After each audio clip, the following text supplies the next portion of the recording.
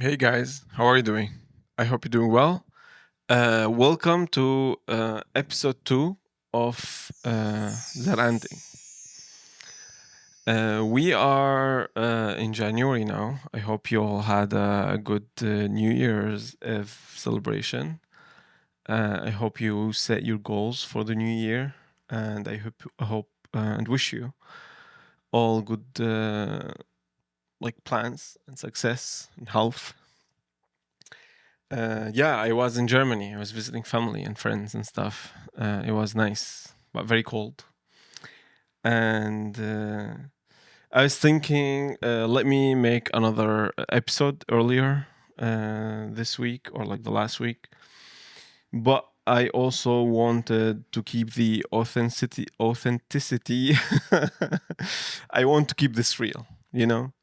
So I didn't want to force myself. I was just waiting for the time that I feel good and the time that I feel comfortable. And I don't want to, like, I'm having fun doing this. I don't want to start to put pressure on myself and make it a schedule that, like, I will have to follow.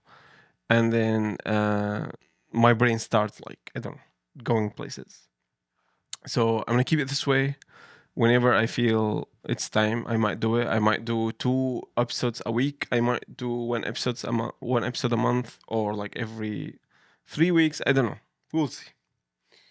Um, but yeah, welcome, and I hope you enjoyed the first episode. I got some nice opinion about what happened or like what I said. And I had people telling me in private that you should do this, you should do that. So I'm gonna try it for this one. It just there's one thing that I don't wanna do, which is putting too much attention magnets. Because what I'm trying to do here is trying to do the opposite of what people are doing right now in the social media and like the social media engineers and stuff by uh, feasting on your attention. I want you to pay attention because you are willing to pay attention. I don't want to manipulate you through algorithm and through nice edits, stuff like that. I want you just to feel that you're sitting with me and we're kind of listening. Like you're listening to me. And if you're not talking to me, let me know. I'm like, yeah. Um, yeah, so I just want to keep it chill. I don't want to keep it like we don't want to go like places where like I'm trying to seek views whatsoever. If 2 3 people are listening to this, I'm happy. Uh, Seriously, like I'm just glad that you're listening, sitting there. I hope you made your coffee or tea or whatever you drink and having fun. Today's episode is interesting. It's a subject that interests me because it touches everything or every aspect of our life, which is art. And I'm gonna be so last episode before I start talking.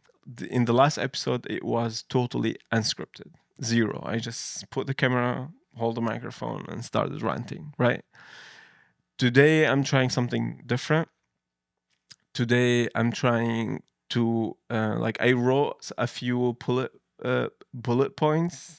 So this is the thing about me. Since I'm Arab, I will pronounce sometimes the B as P and the P as B. Is because in Arabic we have one letter which is ba. That's all what we have. It's not like the Persian language. They have P. We have just ba. That's why we call this instead of zaranting, it's zaranting. Even though we have dal, but still. And that's why sometimes we say Bipsy instead of Pepsi. And yeah, you know the rest probably. But I wrote some bullet points. Bullet points. I wrote some bullet points. I kind of like gathered them since I started the last like since I published the last episode.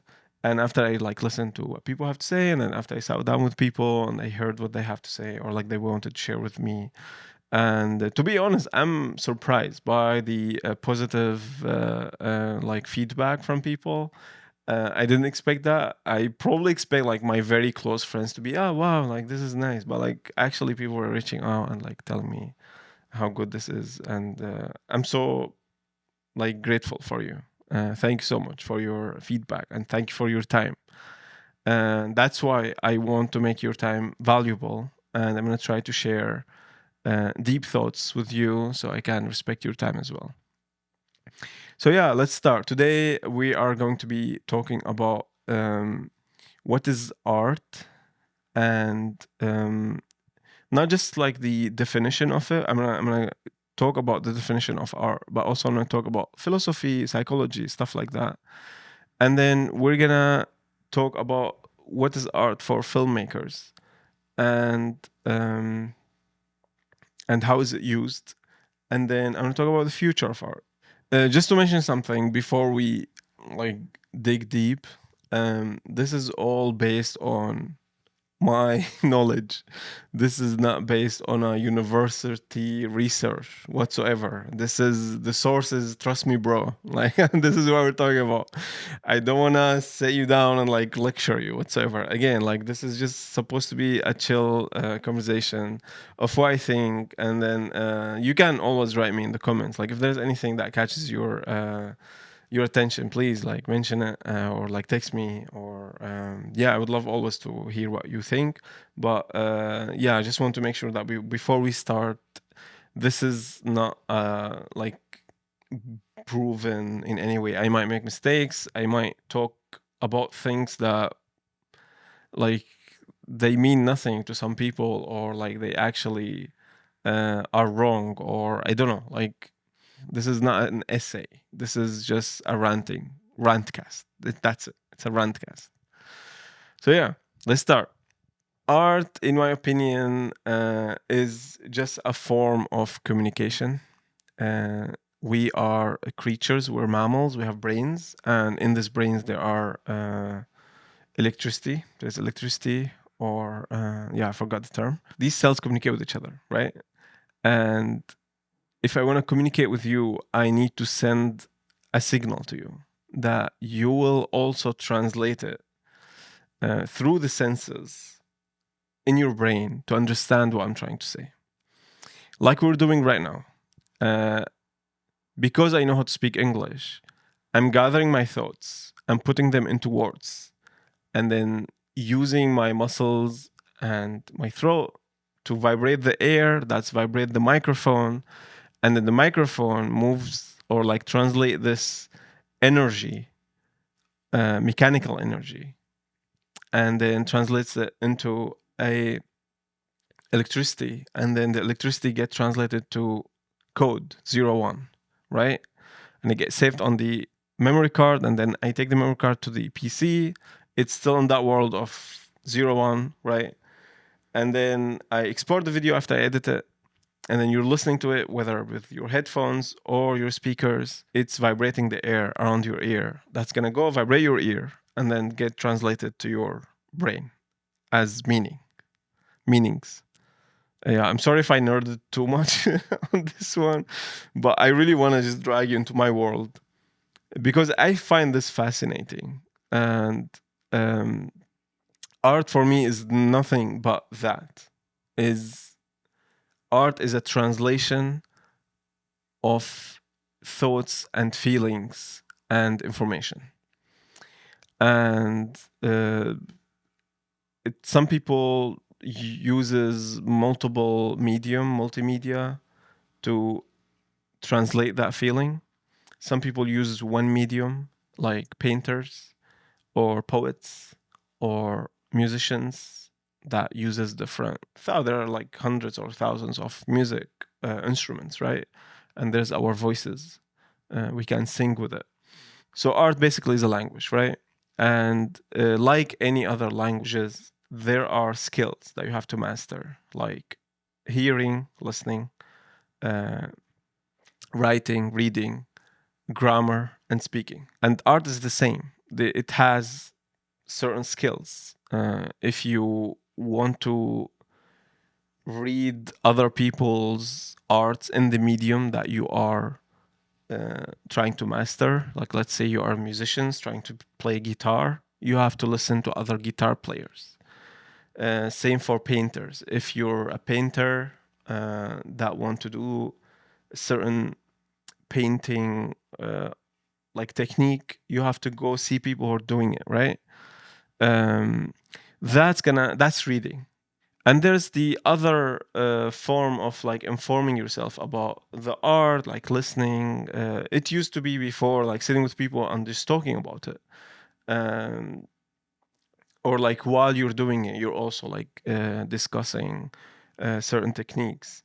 But now you can listen to podcasts, you can go to YouTube videos, tutorials, and stuff like that. So what I'm trying to say is that art is just a language. If you wanna break it down, and it has like certain skills. Some people can be very good at watching movies, for example, and they can be very, very good at analyzing a movie, but they can't make a movie. It's the same for people who listens to symphonies. I love music. I love classical music, and I listen to classical music, and I listen to it with my soul. But I will never be able to make or like even compose a small part of similar symphony because I didn't study music. Like I played an instrument before, but and I still play it. It's called oud in Arabic. I never studied music theory, music history, and like never worked with professional people. That's what I'm trying to say. And I compare this to people who speak a language and they can listen to it. Like if you're talking to them, they understand you, but when it comes to speaking, they have no idea what they're like. How can they um, put the words together so they can articulate themselves and then describe themselves or describe their ideas? And as someone who learned like my tongue, mother tongue, mother, yeah, mother tongue. It's so funny because this is what happens when you have like if you speak more than language, probably you went through this before where you're trying to use a term and then the other languages kind of interrupt you.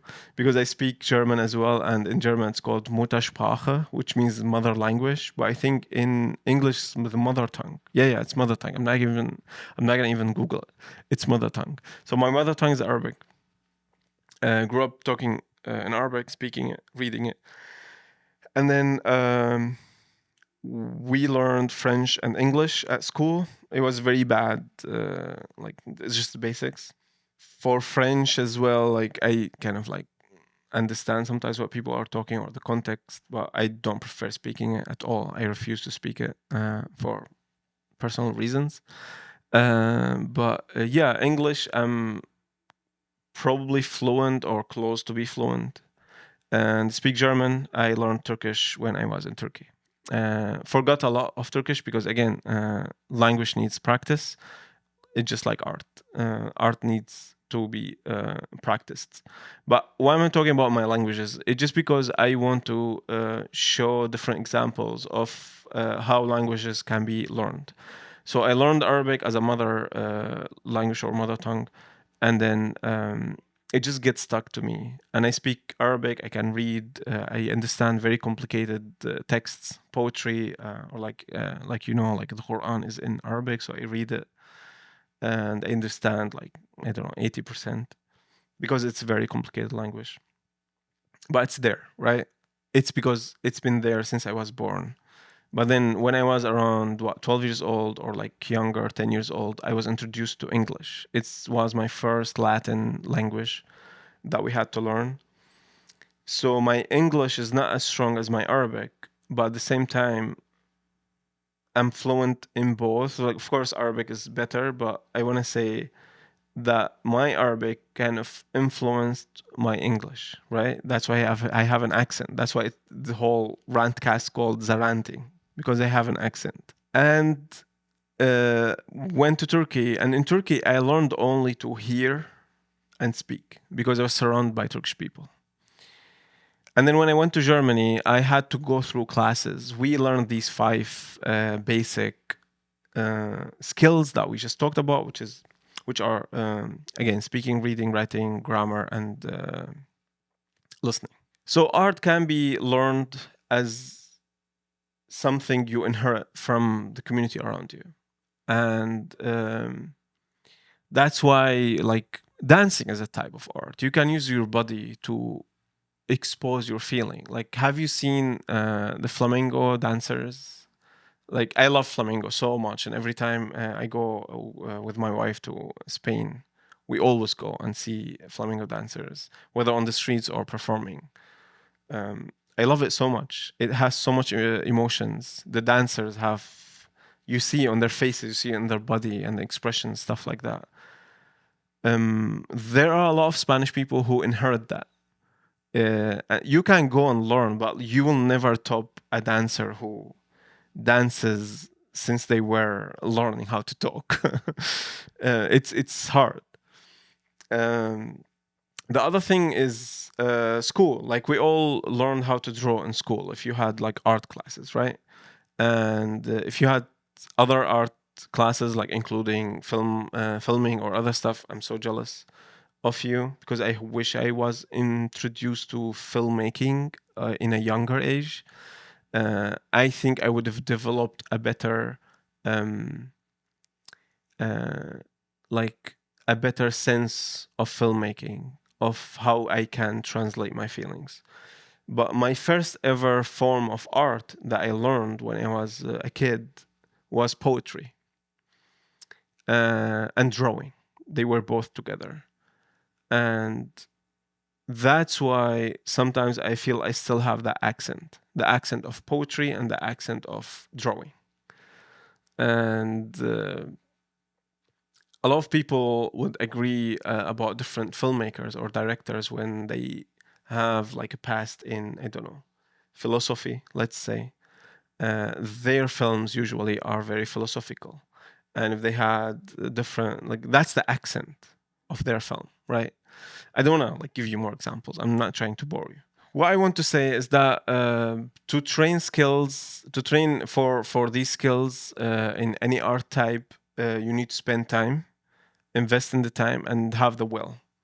And for example, when I went to Turkey, I learned the Turkish language really quickly because no one around me was speaking Arabic or English. So I had to learn Turkish, and everyone was talking Turkish. So I learned it really quickly. Speaking wise, again, I forgot a lot of it. Don't test me. um, but when I was there, I was surviving on the amount of, like, maybe probably, I don't know, 100 words that I learned or something like that, and verbs and like all communication things. Um, because you really, like, you don't need that much, but you're surviving. You're not fluent, and you're not a poet, but you can learn a language pretty quickly if you're surrounded by people who talk that language. Like, also when I was in Germany, I lived with a German family that helped me so much speaking the language, but it was different for grammar. And speaking of grammar, I want to also compare how different languages, they have different grammars, and also different art types have different grammars as well. For example, German language's grammar is very mathematical. It's very 1 + 1 = 2, and that's why I think I was very good at grammar. It was one of my like top scores between the five skills, that because we had to take a very complicated test before we went to university there. And grammar in German is very complicated, but at the same time, if you understand it, it's very similar to math.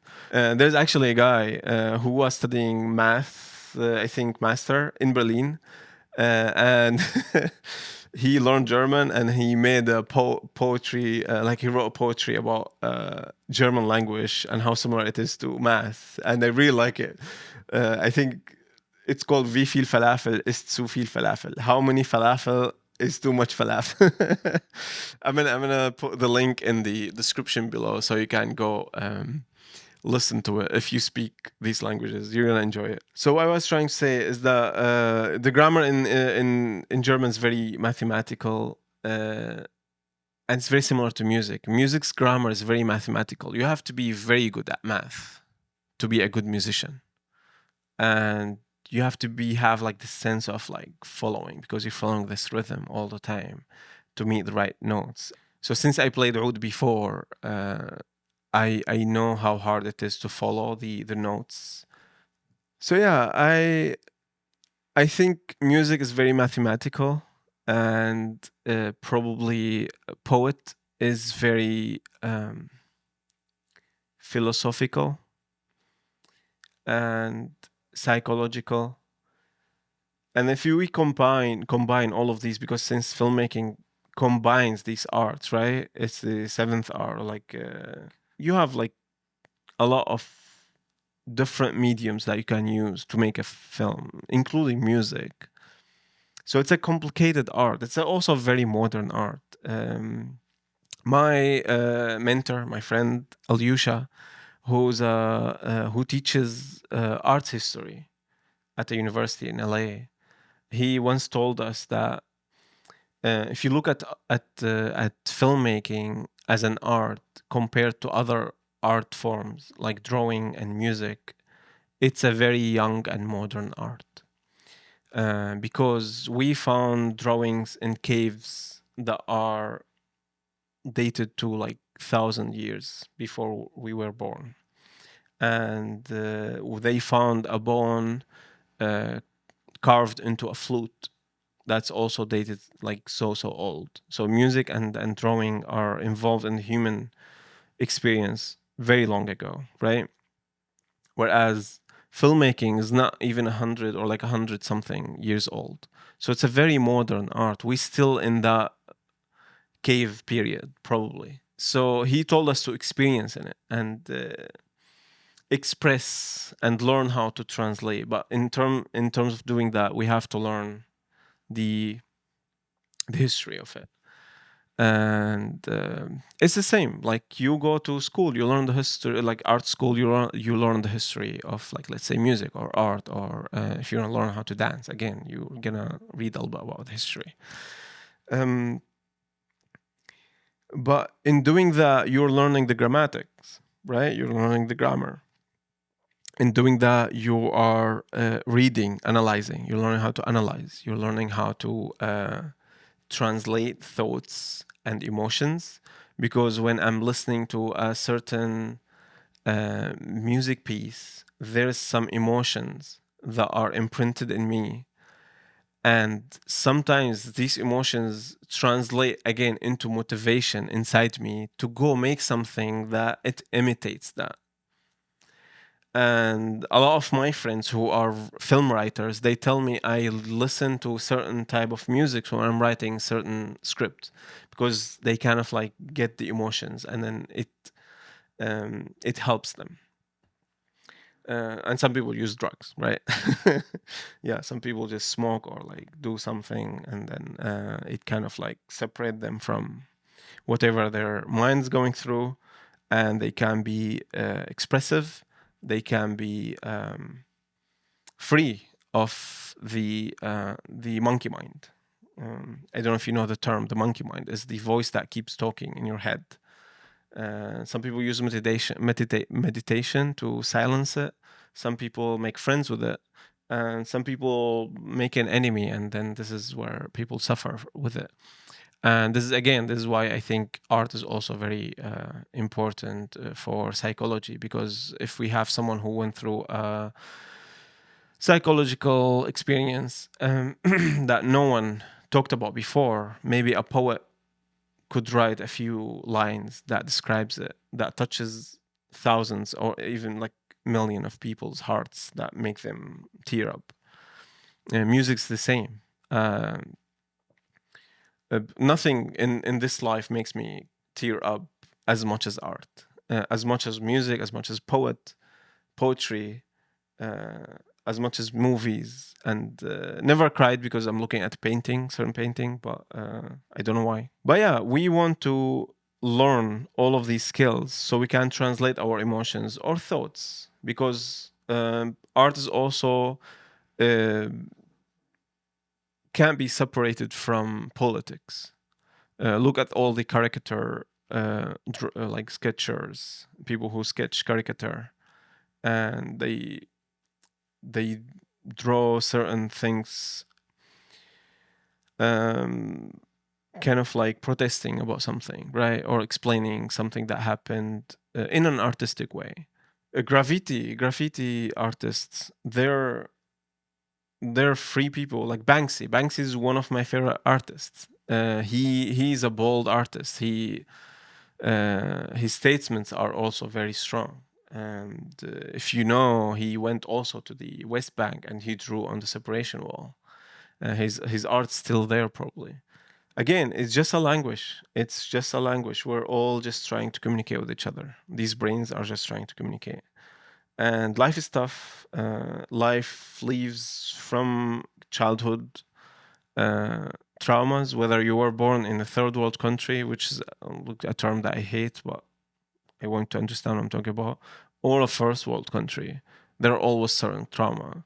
Like if you're in a third world country, maybe poverty and war, and if you're in a first world country, probably dad issues and alcoholism in the family or drug addicts and stuff. It doesn't mean this doesn't exist here and this doesn't exist there. It just I'm trying to like bring some ideas so you can understand me.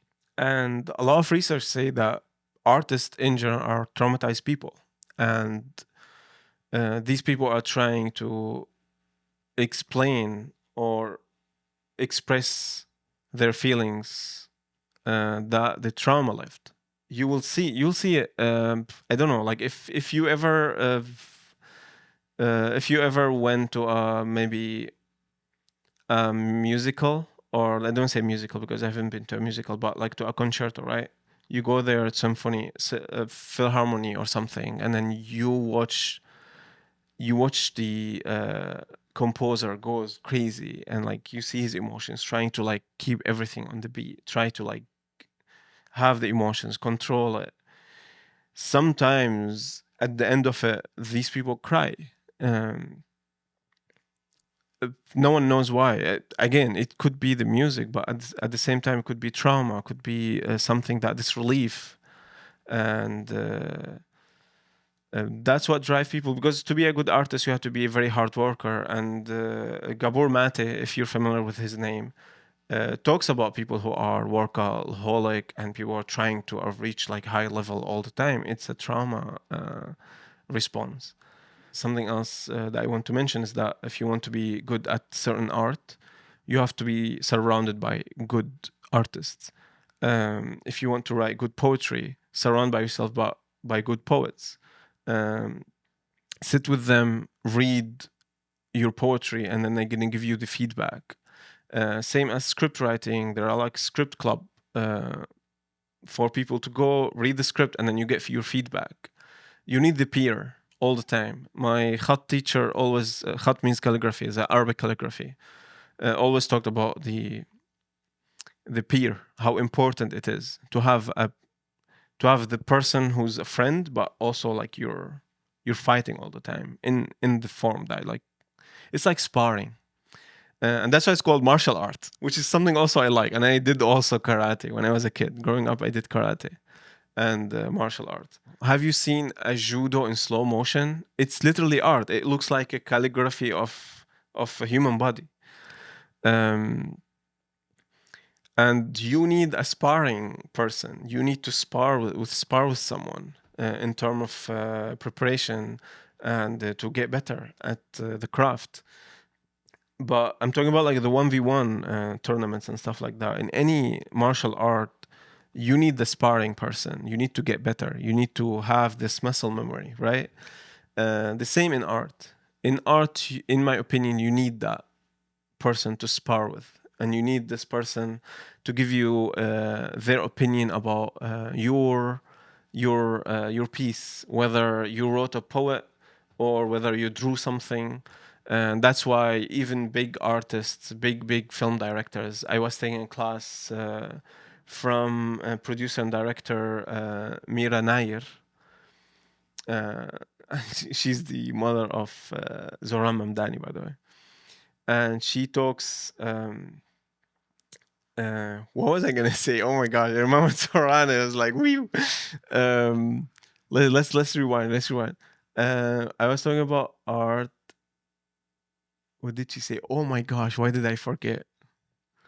Zohran, we love you, bro. Oh my gosh, what did I say? Um, I was taking her class, and Oh, she was talking about how she has trusted people around her that she shares the script with before she films it. And we all know that a lot of directors, before they release the film, before they publish it, they will send it to certain people to watch it. I do it, you do it. I don't know. Like I do it for like Instagram reels. I swear. Like sometimes I send or like YouTube videos. Even probably this one, I'm not gonna do it anymore because like I kind of knew the sauce, like the ingredients. But the first episode, before I published it, I sent it to a few people to just see their opinion. Like, what do you think? Am I crazy? Like, uh, shall I publish this or not? And I just want to go back to the director Mira Nair.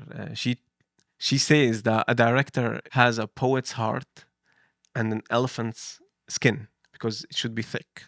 You have to bear a lot while you're on set or in pre-production stuff like. And that touched me actually. And again, because I am interested in martial art, I know there's an like a Buddhist martial artist who says true Shaolin has the heart of Buddha and the hands of the devil, if that makes any sense. And I think it's very similar. It has the same energy that your heart should be very soft and see through, and from the outside you should be very tough because you have to endure the environment around you, or at least be ready to endure tough environments. I don't think the same applies for someone who paints because a painter is not surrounded by people as much. Maybe dancers a little bit, but again, a director's job is very hard just because you're the only one that will follow your vision as an artist. And in the middle of the all of that chaos, in all of that pressure, and I'm here talking about my experience from independent filmmaking. I'm not talking about professional filmmaking in terms of like studio and stuff because this is stress on a different level from what I know.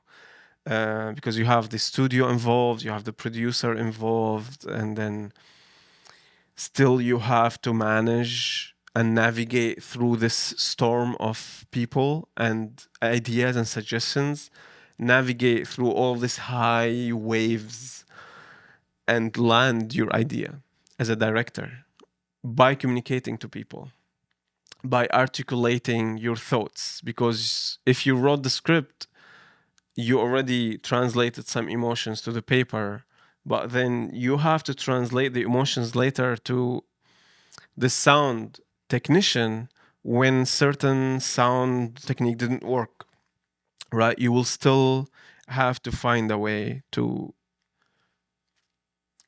translate this emotion and kind of like zoom out and zone out in the middle of all of this chaos to touch the idea and bring it by words. You're communicating with words to all of the people around you. And of course, casting makes a big difference, and choosing the right people. We talked about this in episode 1, choosing good people. Because if you're working with a DP who worked with professional directors and worked with like hundreds of directors before, he has seen people going through the same emotions that you're going through. They're also professional, and they're on the same level as a director, in my opinion. Even a gaffer, even a best boy, like everyone, if they have the experience, I think they're very, very valuable. And they changed, like they changed the game big time on set. They will read you like an open book if they have experience right away. And I have a story. I don't know if I have to tell this, but I think some people from last episode they like the stories that I was sharing. So I'm gonna share this one story. One time I was asked to AD music video before literally 12 hours of shooting the music video. Because the original AD dropped. AD is an assistant director, just so you know. And the person who reached out was a producer, and they were warning me that the people who are going to be working, they're very professional. And I was like, yeah, but I'm professional too. Like, what are you trying to tell me? And they were like, yeah, but like we need like top-notch work whatsoever. Mind you, this was for free. This was when I used to do free stuff just so I can like maybe build a network and stuff like that. And like I do you a favor, you do me a favor one day. Never happened. These people from the first 20 minutes, they were very rude. They were very discriminate. Like I felt very discriminated because of probably my white hair. So ageism, we're talking here, because of my accent. I don't know what's that called. Is it xenophobia or something? I don't know. But I didn't feel welcome. I didn't feel I'm heard on set, and they were blaming me for mistakes that, like, obviously they're not my mistake. You put me on this project 12 hours before shooting it, and I've been asking the director, begging the director to send me the shot list so I can organize the day, right? As an AD, you're the person who's like, you're the drummer. You're the person who's setting the tempo all over the day, and everyone has to listen to you. Otherwise, we're gonna like at the end of the day, you have to be like, oh, you either throw these three scenes away so you can take more takes of this scene or this setup, or make last take and let's move to the other ones. And you have to be a problem solver, and you have to be a person who has experience. And thank God, alhamdulillah, I always like, I don't know if I shared this before, like if you know my Instagram, I'm always like praising God, because always saves me from a lot of situations. Because I swear, like at heart, I'm not a bad person. Like I'm literally, if I do something, I do it all the way. Like if you hire me to do something, I'm gonna do it all the way. I'm gonna do it more than what you paid me for, because that's what I believe in. Like that's my these are my like morals, and this is what I stand for.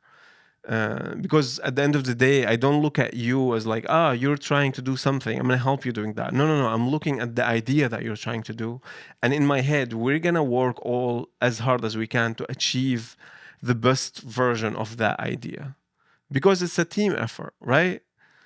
So that's what I was doing from the beginning. But then their gaffer on that set, who was supposedly very professional and later showed very unprofessional stuff, was picking on me. He was picking on my accent, like doing Indian accent in front of the gaffing team.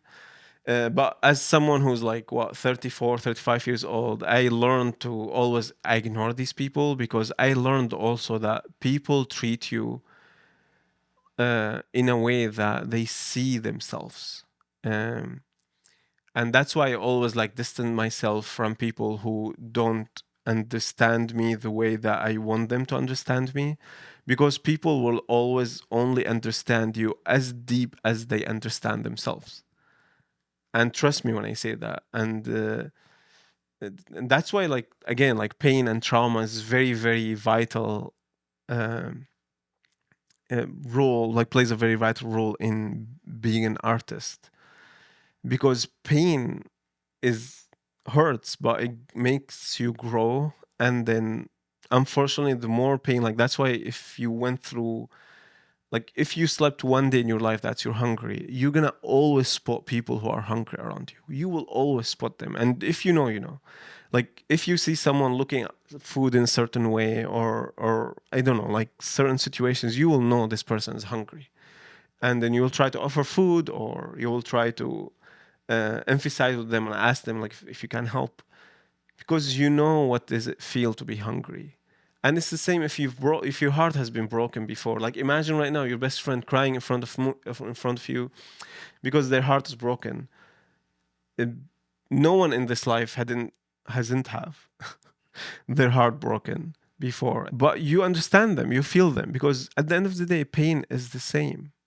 Like maybe it's not the same experience, but if you're going through pain, everyone's through pain too. I'm a human too. And then these people kind of feel you. They feel you, and at the end of the day, that's what an artist's like best dream is. This artist touches a feeling that everyone feels. Um, I don't know, maybe Beethoven. Let's talk like big artists. Uh, let's talk about old, uh, old ancient songs. Like when we hear them, it touches something inside us that unmatchable. I don't know if you know this. A tribe that like it's isolated tribe, and then this documentary guy go and see them. If I couldn't put this in the video, I'm gonna put the description below. Um, but when I first heard that song they were singing, I didn't understand the language, obviously, but I teared up right away. It literally is like a button touched me, and I just like started tearing up and crying. Um, I was shocked by that emotions that these men gave me just by singing. Um, I don't know what's that feeling, to be honest, but it touched me, and it probably touched a lot of people around the world.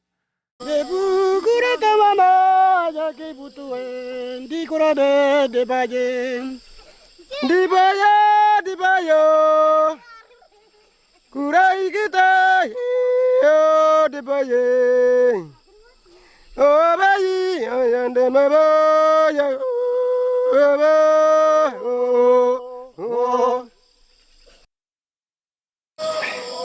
When they walk back, they sing through the forest.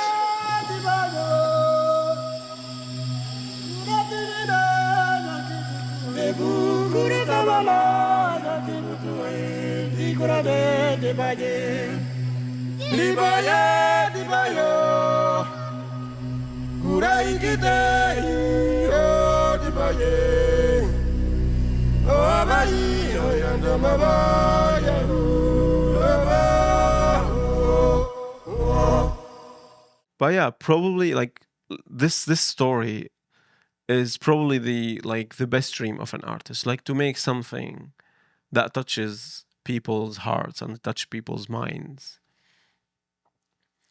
But that should not be the goal, the end goal, right? Because if that's your goal, just to be famous, then you can go do something, I don't know, like something else that makes you famous, like then make something crazy that people gonna put on the news, right? As an art, but maybe morally not good. And you can, if again, if your goal is money, and I talked about this earlier. Excuse me, guys, if it's darker. I had to do something. Yeah, but let's go back. I was saying that if you're doing this for money, then you can easily just go do a certain piece, or like I don't want to say something, but like you know how artists, like especially filmmakers, they have the camera, the lighting, stuff like that, and then make a masterpiece. They can make a masterpiece out of that. There are some people who can use the same lights and the same camera and do something, and they can sell it for money. um, I don't want to specify what I'm talking about, uh, but that's also a way to make money, by selling certain things. But is that morally good or bad, right? Does that make me a better human being or not? Okay, another technical difficulties. I'm sorry, guys. I think it's a sign not to talk about this anymore. Let's put it behind us. I'm pretty sure you got the point, right? Um, but yeah, if you're looking for the truth, then you're just gonna be enjoying art itself, like just enjoying the craft, enjoying. Maybe you're enjoying the technical, like aspect of it, not just the truth whatsoever. I'm like being so philosophical right now. Maybe you just like and love lighting. Maybe you love holding that brush and just like brushing. It's a meditation for you. I think what I'm trying to say is that using the tools does not make you automatically an artist. Using the camera and the lighting doesn't make you automatically a filmmaker. Using the brush and a paper, a canvas, doesn't make you automatically a painter. Using a spray can doesn't make you a graffiti artist, as an example, someone can spray on the wall a swastika. That's anti-Semitism. That's not art anymore. Do you get what I'm trying to say? Uh, and again, like some cultures are like some topics for some cultures are taboo and they're not supposed to even talk about it, whereas other cultures it's normal and they see it as a beauty thing. So for me, like as a person, as an artist, um, I don't want to get too deep into this, but I truly believe that artists um, who touches you and make you a better human being are very rare.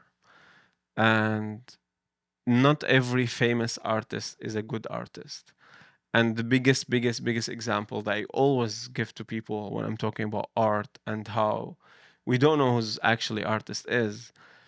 Have you ever watched a voice competition where like three very famous with millions of followers are the judges and they spin around to see this person who's singing that touches you? Like their voice is much better, and then they're nurses. Filmmaking itself is a very hard craft because you have to master a lot of things. You have to master storytelling, you have to master um, tempo and rhythm, you have to master music and the feeling of it.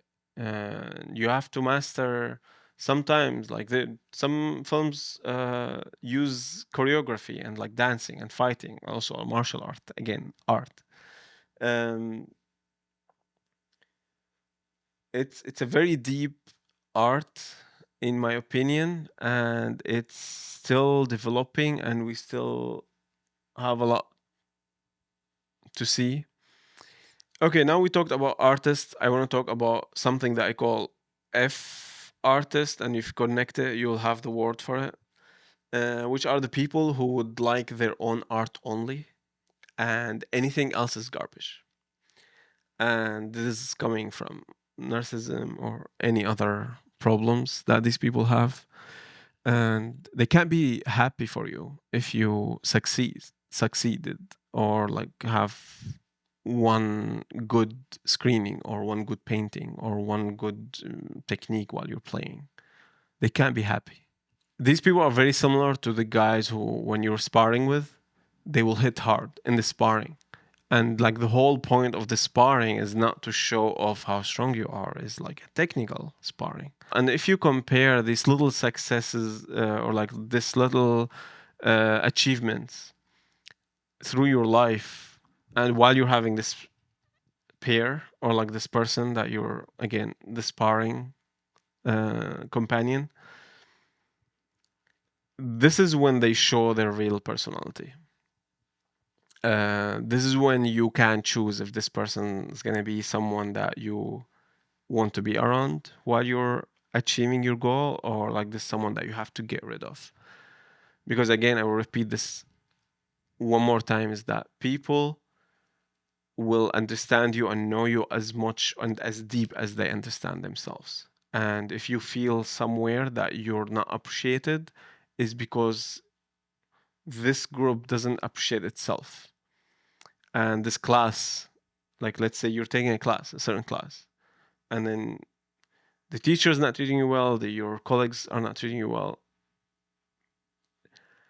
go for the material itself. Like if you're at school, don't quit that class. Please don't quit that class. Keep going. But I'm talking about people who do it voluntarily, a workshop or something. And again, I will continue that story about the AD one for the music video. Uh, I was so close to leave because they were not paying me, and there was no contract, but my word. And I'm a man of my word. Like if I tell you I'm gonna do something, I'll do it, right?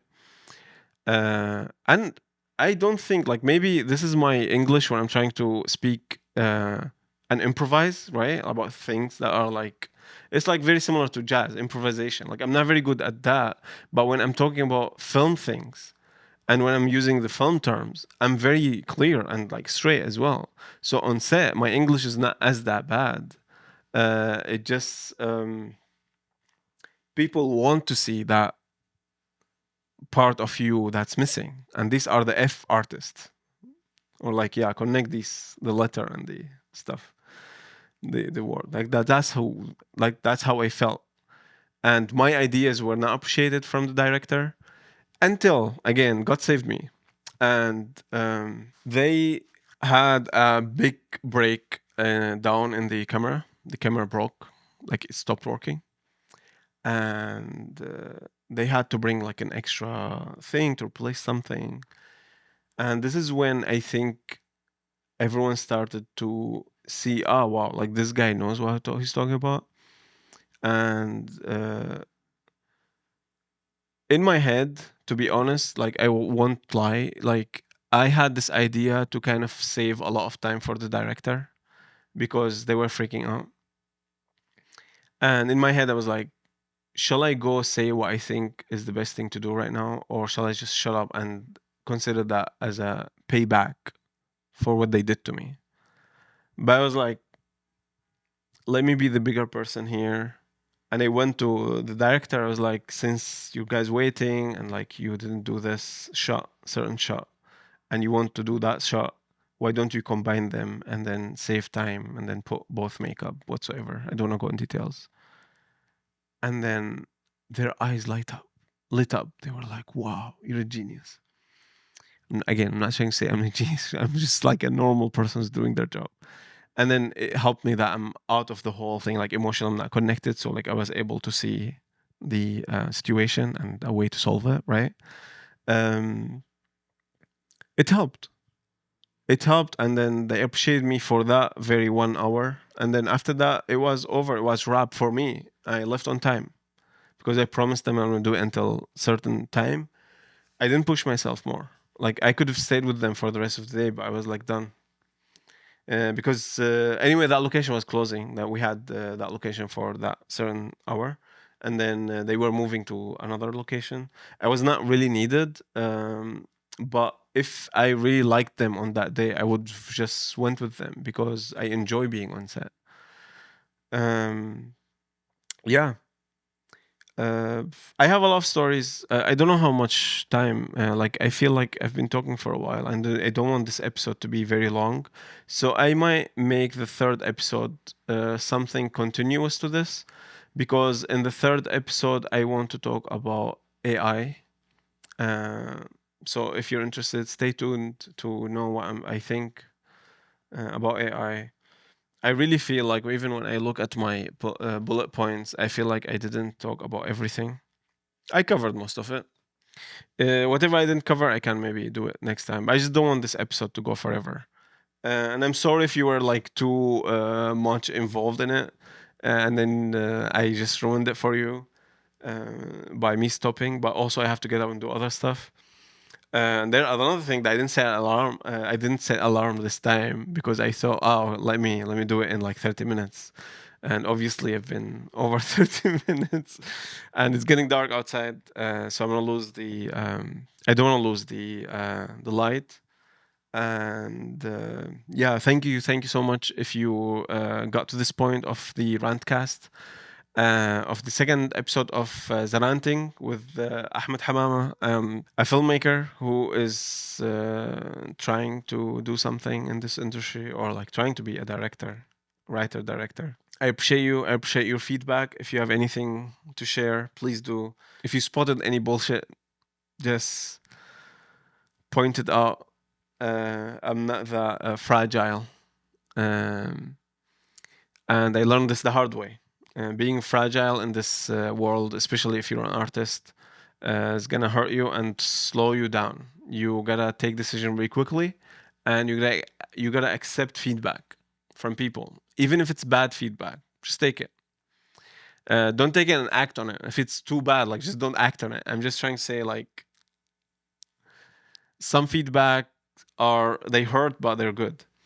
And yeah, please let me know what you think. If you liked some stuff that I talked about, also share it with me. I would love to see what people think about this. And yeah, until next time, I don't know where it's gonna be, but since I didn't continue everything that I want to talk about, I might do it very soon. And yeah, thanks so much, guys. Peace.